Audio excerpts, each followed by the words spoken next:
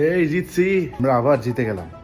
আমরা কিন্তু চ্যাম্পিয়ন দল, বুঝছেন কোন ভাই? আমরা কিন্তু রাজা বাদশার দল। ধরো হুদাই জিততে যাই, জিততেই থাকে, টানা 3 ম্যাচ জিততেই গেলাম। মনটা খারাপ করেন না, জিতা ছাড়া আমগো কোনো অপশনই নেই।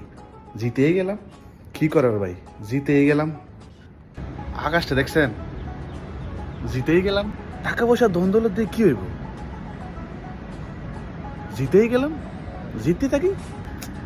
মেসি নেমা গুডলা দিয়ে দিল, পরে জিতেই গেলাম।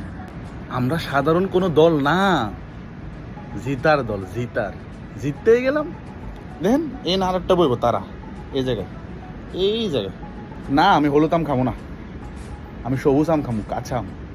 জিতেই গেলাম। এখন কি একটা দল ঘর থেকে বেরোবো? ফোন দিয়ে দেখুন নাকি, ফোনে তো ধরতো না মনে হয়। 3 ম্যাচে 3টাই জিতলাম। ওই তুই হলুদ জার্সিটা খোল খোল খোল খোল, গন্ধ এটা দিয়ে একবারে। একটা জিনিস কি জানেন, আমরা আবার ড্র করি না, নাহলে জিতি, এরপরের তো জিতি হই। এখন কি আরেক দল ঘর থেকে বেরোবো, মানে ওইটা আর কি, লাল হলুদ মিলাইয়া। জিততে না তোরা, 3টা জিতলাম। একটা জিনিস কি জানেন, আর্জেন্টিনা একটা বংশীয় দল, মানে যারা আর্জেন্টিনা সাপোর্ট করে ওরা রাজা বাদশা, একদম রাজা বাদশা। জিতি হই আমরা, জিততেই থাকি, জিতি হই। দূর, কিচ্ছু ভালো লাগে না, জিতেই গেছে, খালি কি জিততেই থাকবো? চিন্তা করে দেখেন, কি একটা দল সাপোর্ট করি, খালি জিতই আর জিতই, গোল করতেই থাকে আর গোল করতেই থাকে। রাজা বাদশার দল রে ভাই এটা। এবার কত এলো, Argentina equal to world cup, কোনো কথা হইব না। ঠিক আছে, তাকে ঘুমাই জায়গা, জিততে গেছি।